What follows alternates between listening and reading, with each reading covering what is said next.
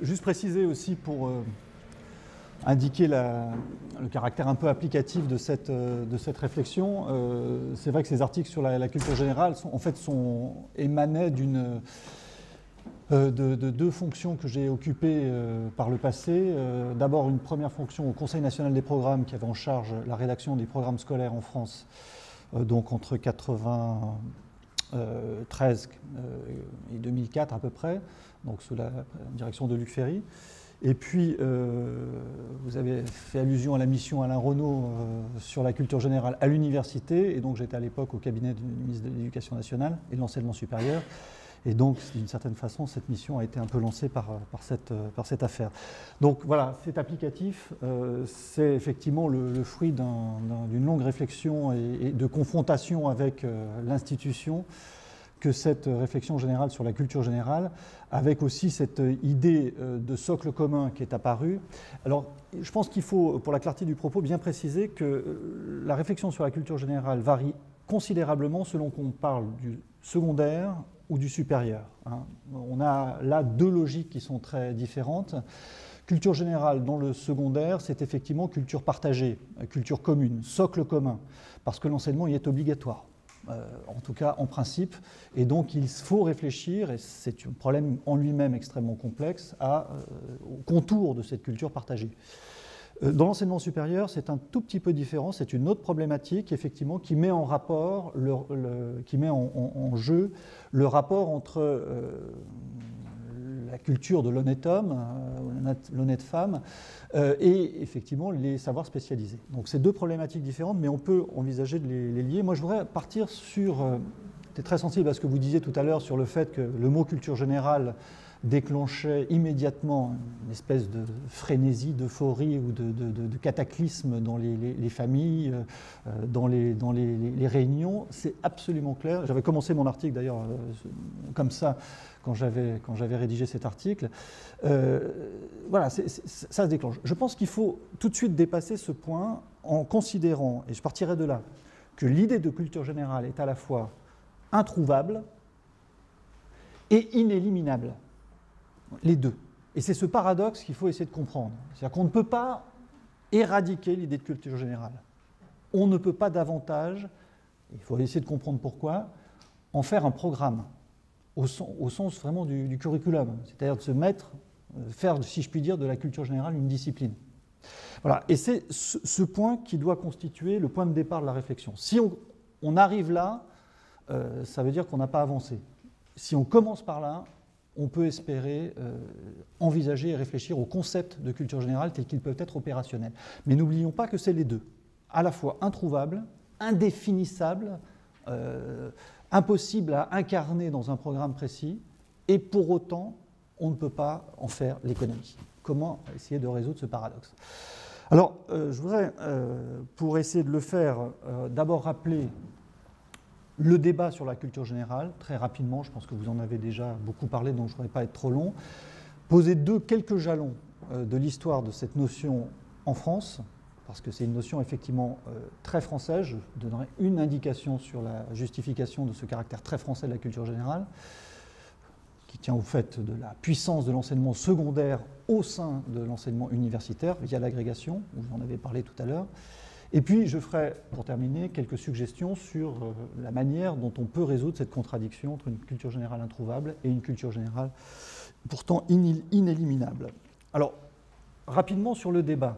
Ce qui fait que, d'une certaine façon, dès qu'on prononce ce mot, et notamment dans l'univers démocratique, immédiatement, il y a une espèce de contrainte de conflictualité qui se pose. Immédiatement, on est d'emblée dans un débat pour ou contre, ou dans un débat pessimisme, optimisme, ou dans un débat ancien-moderne, sous différentes versions. Il me semble que la conflictualité séminale, matricielle, est celle qui opposerait, c'est ce que j'avais proposé dans ce petit papier, disons les thèses d'Alan Bloom et les thèses de Bourdieu, pour aller vite. D'un côté, l'idée que la démocratie se fait contre la culture générale, la démocratie représente en tant que telle la fin de la culture générale, versus Bourdieu, la culture générale, c'est la fin de la démocratie. On a ici un peu, disons, le champ, comme on dit dans les courses, le champ, c'est-à-dire l'amplitude des positions les plus structurantes pour et contre, et tout le projet, ça sera de penser entre les deux. Non pas que l'une ni l'autre soit fausse, je pense qu'elles sont, en fait, c'est ça le problème, vraies. Elles comportent en tout cas chacune d'elles un moment de vérité. On peut forcément à un moment donné admettre. Alors, l'argumentation de Alan Bloom, la démocratie contre la culture générale, consiste à dire que la démocratie, c'est quoi? C'est 1, l'égalité, 2, l'utilité. Et donc, on aplatit tout. Donc, comme disait Finkielkraut jadis, Shakespeare vaut une paire de bottes. Donc, on aplatit les hiérarchies qui sont nécessaires à la culture. Et 2, on réduit tout le culturel à l'utilitaire. Donc, dans cette perspective, effectivement, la culture générale, ça ne sert à rien.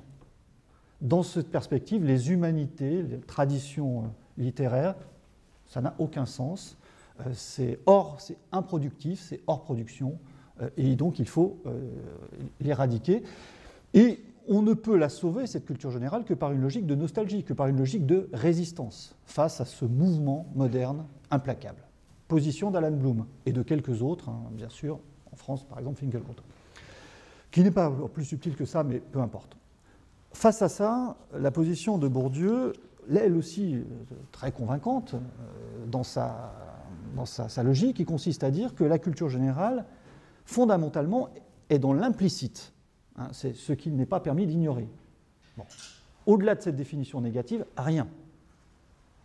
Donc, Bourdieu dit, très clair, puisqu'on n'est pas capable de clarifier ce qu'est la culture générale, ça veut dire très bien que la culture générale est un instrument de reproduction des élites.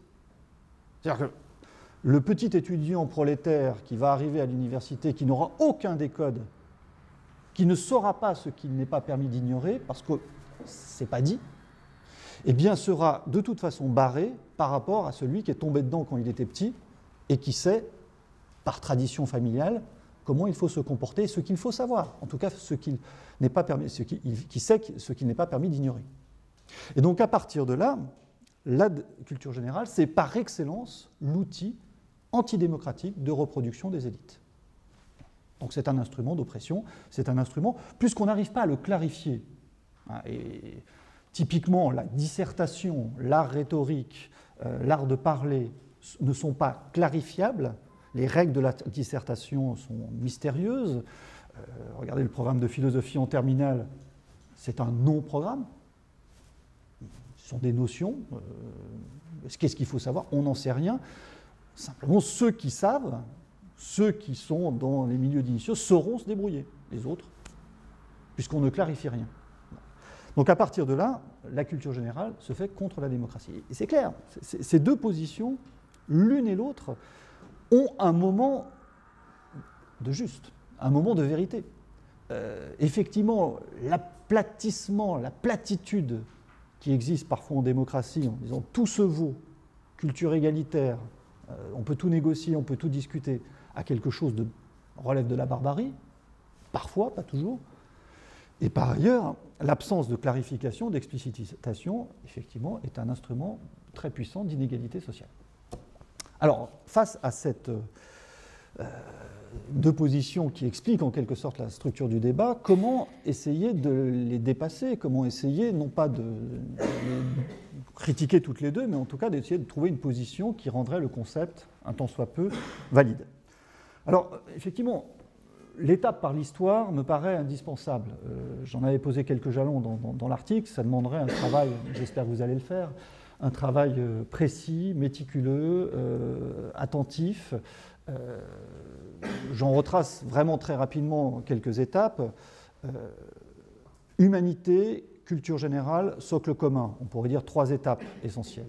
Les humanités, conçues dans un monde, disons, romain, gréco-romain, assez sûr, en tout cas, d'une vision du monde indexée sur le cosmos. La culture générale représente, enfin les humanités, c'est les thèses de la femme de Pierre Hadot, je n'arrive jamais à prononcer son nom, donc désolé de la présenter comme ça, sur la culture générale dans l'Antiquité. Cette culture générale, c'est l'idée par laquelle l'homme va occuper la meilleure place qui est la sienne dans le cosmos parfaitement hiérarchisé. C'est la culture qui rend l'homme le plus humain possible, qui humanise l'homme, c'est le sens de humanité chez Cicéron, ce qui est un sens très fort. La culture générale, ce n'est pas un supplément d'âme. La culture générale, c'est la manière dont l'homme peut se sauver dans le cosmos, obtenir son salut dans l'univers, alors même qu'il ait une condition de mortel, et par la connaissance de sa place exacte dans l'univers, cet homme peut espérer accéder à l'éternité. Ce n'est pas rien comme message. Dans la perspective des humanistes, cette idée va se trouver réactualisée au moment de la Renaissance et en même temps réinterprétée dans un contexte d'incertitude vertigineuse, puisque ni le cosmos, ni la tradition, ni le religieux ne semblent, à proprement parler, des figures suffisamment stables pour permettre le salut de l'individu. C'est l'époque de la Renaissance et la grande crise vertigineuse de la Renaissance où, simultanément, à quelques années d'intervalle, tous les socles, les fondements de la culture semblent en doute. La tradition devient extrêmement complexe parce qu'on découvre une pluralité de traditions. Le cosmos devient incertain puisqu'on découvre que finalement le cosmos n'est pas un cosmos, mais un univers un peu bizarre où il n'y a plus de haut, il n'y a plus de bas, il n'y a plus de gauche, il n'y a plus de droite, il n'y a plus de centre et il n'y a plus de périphérie. Et donc, où est l'homme? Où est la place de l'homme dans cette perspective? Et le religieux qui devrait être censé stabiliser tout ça est un lieu de crise et de guerre. Donc l'humanisme est une position de repli. La culture d'humanité, c'est le moyen pour l'homme, dans un monde vertigineux où tout semble être en suspens, en explorant non pas l'extériorité, mais précisément l'intériorité, espérer accéder à la seule forme de salut possible. Explorer l'homme. Là encore, la culture générale, ce n'est pas un supplément d'âme.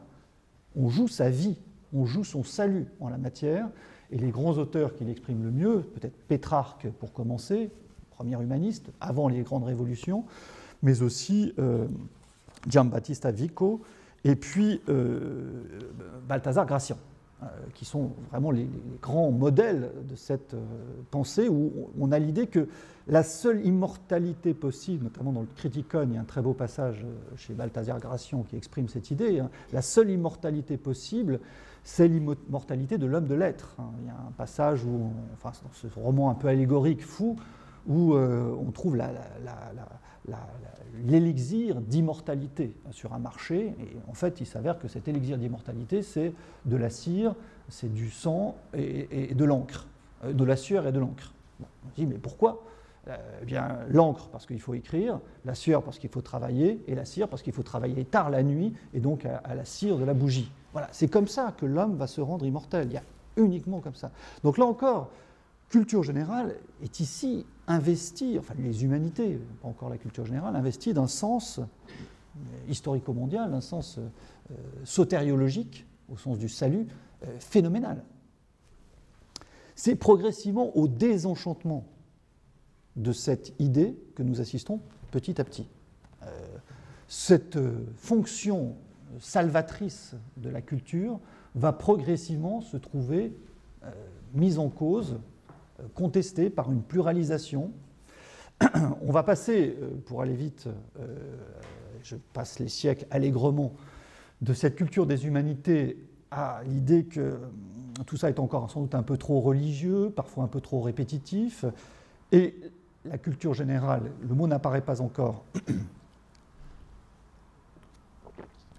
dans l'encyclopédie et au moment de la Révolution française, chez Condorcet notamment, apparaît comme le moment où il ne s'agit plus de sauver l'individu, mais plus largement de sauver la nation, c'est le salut public, ou de sauver à tout le moins, ou de préparer le citoyen, qui est une opposition beaucoup plus modeste, en principe. La culture générale, la base de l'idéologie, disons, française, et son importance, a une fonction politique. La culture générale, c'est former le citoyen. Et c'est ça qui témoigne, en France particulièrement, de la place de la culture générale qui immédiatement, ce qui n'est pas le cas dans d'autres pays, me semble-t-il, immédiatement connectée à l'idée de la nation, à l'idée de la République et à l'idée de la citoyenneté. le savoir que l'école doit enseigner par l'instruction publique, qui n'est pas l'éducation nationale encore chez Condorcet, c'est un savoir nécessaire pour que chaque individu exerce son métier de citoyen. C'est pour ça qu'il n'y a pas d'enseignement de morale au début, il n'y a pas de morale civique. Pour Condorcet, ça le ferait hurler, la morale civique, la morale laïque, aucun sens. C'est vraiment un enseignement qui vise à ouvrir et à libérer, à émanciper l'individu. Alors, on peut considérer qu'on est dans une phase encore ultime, mais avant de parler de cette phase, l'acte de naissance, en tout cas en France, du mot culture générale, c'est 1902, la réforme de 1902, qui marque l'invention de l'enseignement secondaire, à proprement parler, en tout cas la généralisation de l'enseignement secondaire. La République avait réussi à peu près à organiser l'enseignement primaire, c'est vraiment les éléments fondamentaux pour l'exercice du métier de citoyen. Très rapidement, dès les années 1890, la question se posait de savoir ce qu'on allait faire après l'école. Et notamment pour encadrer cette jeunesse inquiétante qui était en train de naître. L'âge de la vie, de la jeunesse, commençait à apparaître.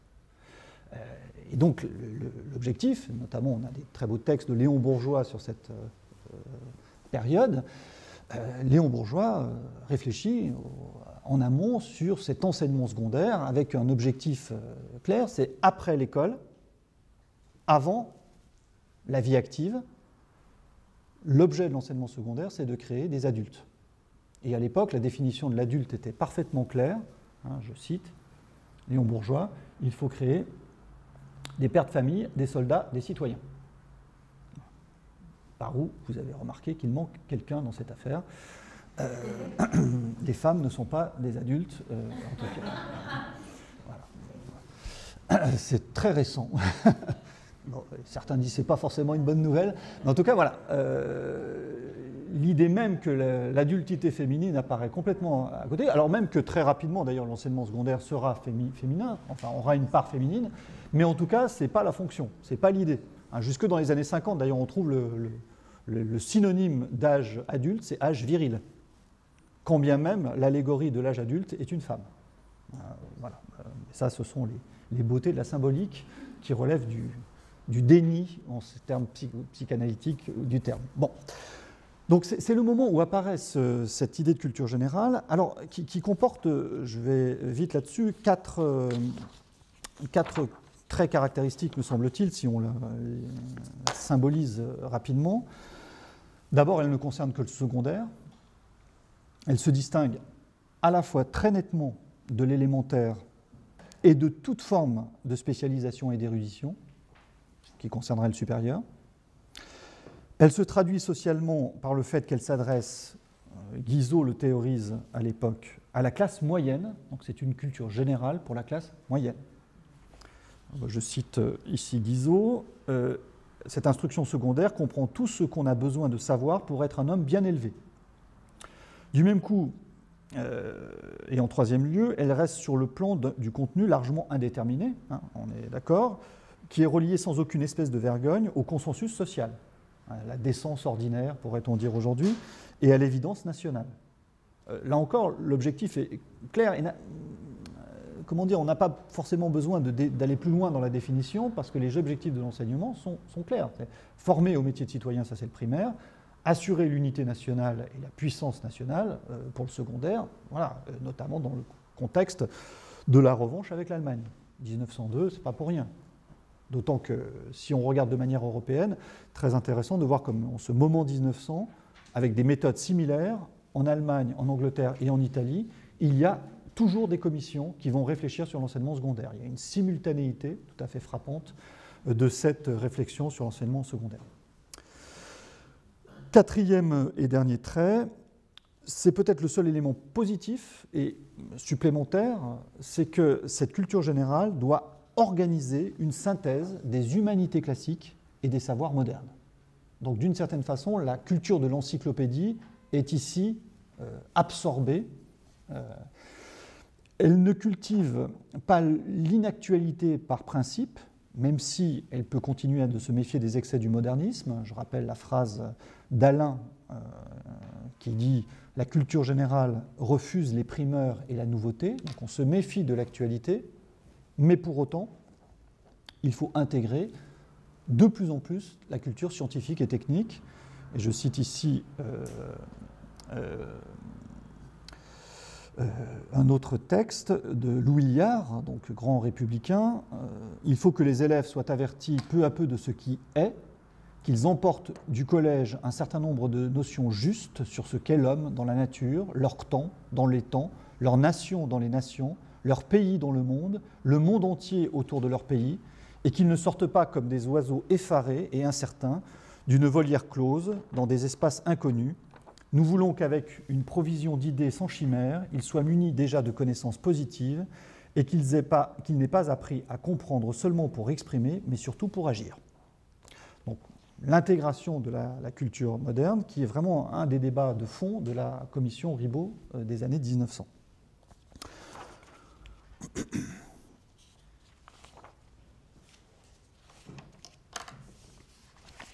Dans ce dispositif, effectivement, la philosophie a un rôle essentiel. Un rôle essentiel qui est le rôle de couronnement des études.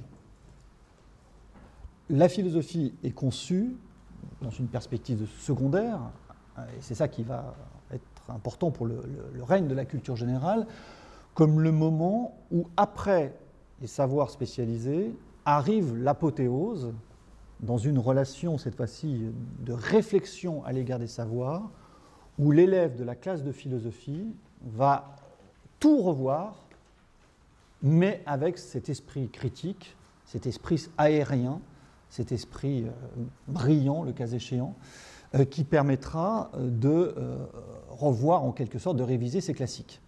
Et cette dernière couche, qui pour certains apparaît comme un vernis, et pour d'autres, au contraire, comme une profondeur,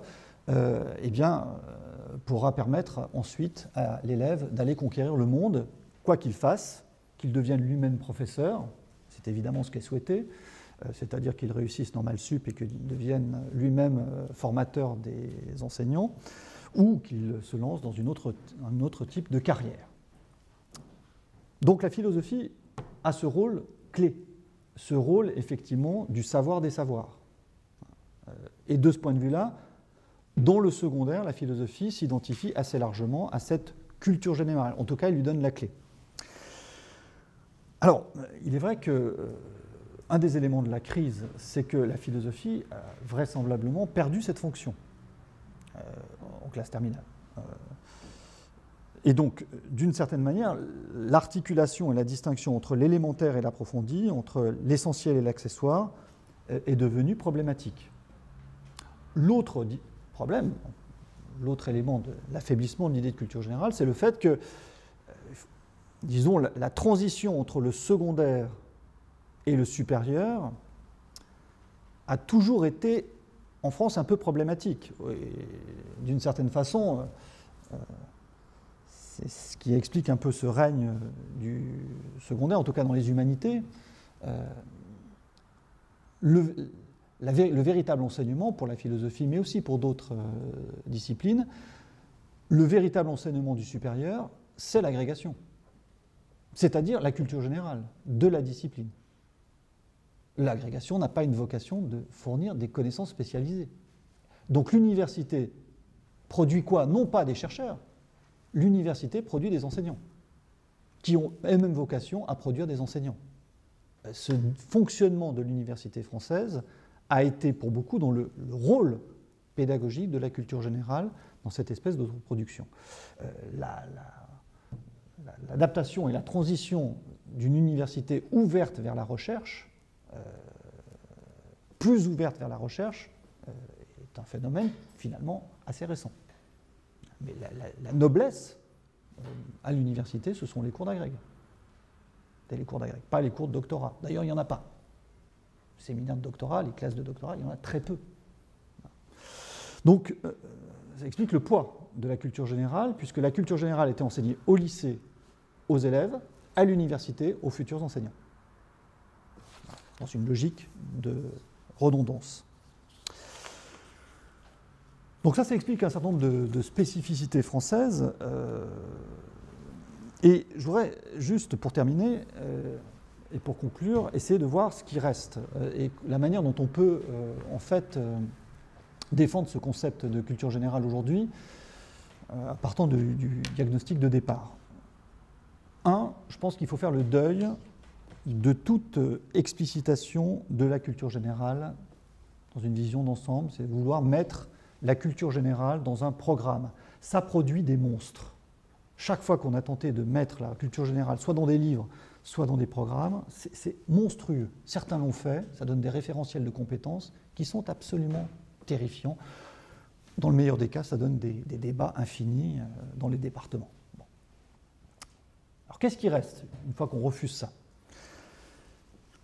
Il y a une conception négative qui est très utile. Le concept de culture générale, une fois qu'on a renoncé à ça, reste très utile, pour lutter contre l'hyperspécialisation des savoirs. Donc, culture générale, c'est ce qui nous préserve de l'hyperspécialité des savoirs, qui nous préserve également de la fragmentation des connaissances. L'hyperspécialisation, c'est-à-dire l'érudition sans enjeu. La thèse sur la virgule chez Homère. D'ailleurs, il n'y a pas de virgule en grec, alors, tant bien. La fragmentation, c'est le fait que chacun, dans une logique de marché universitaire, occupe sa niche, la défend, même si ils sont 3 spécialistes au monde sur la question. Donc logique d'hyperspécialisation, logique de fragmentation, et troisième logique que la culture générale permet d'éviter, en tout cas de lutter contre, l'obsolescence des savoirs par l'actualité et l'obsolescence, j'allais dire programmée, des savoirs. Donc ça, c'est utile à ça, la culture générale. Troisièmement, culture générale, c'est utile à penser non pas comme un programme, mais comme un seuil, comme un horizon de sens. C'est ce que dit Kant dans la critique de la raison pure, il dit que l'idée d'un monde rationnel, c'est un horizon de sens, et la caractéristique de l'horizon, c'est plus on s'en rapproche, plus il s'éloigne. Mais néanmoins, il nous guide, il guide l'action. La culture générale, c'est un horizon de sens. C'est un idéal régulateur, on ne l'aura jamais, mais il nous sert. Avoir de la culture générale, c'est accéder à une certaine maturité dans l'ordre des connaissances. C'est, j'allais dire, mesurer l'ampleur de son ignorance. Ce qui est très important. J'ai trouvé depuis une belle définition de la culture générale, je lisais le Bonaparte de Patrice Guénifet. Voilà sa définition. Il citait le philosophe Joubert qui parlait des lycées, des collèges où Napoléon avait étudié. On sortait des anciennes écoles avec une ignorance qui se connaissait et un savoir qui s'ignorait. On les quittait avides de s'instruire encore et pleins d'amour et de respect pour les hommes qu'on croyait instruits. Ça fait un peu républicain, voilà, un peu nostalgique, mais je trouve qu'il y a là, du point de vue existentiel, une bonne formulation de la culture générale.